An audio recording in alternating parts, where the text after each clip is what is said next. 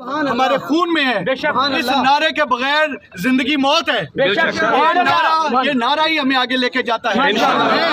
آپ سب بھائیوں کو، دوستوں کو یہ یقین دلوانے کے لیے دوبارہ ادھر کھڑا ہوں کہ یہ مولونا اور اس پورے گروپ میں جو لوگ شامل ہیں ان کو نیست و نابود کرنا انشاءاللہ، قانون کے طریقے کے تحت قانون کے کٹہرے میں لے کے جانا اور تختہ دار تک پہنچانے کی ذمہ داری میری ہے انشاءاللہ.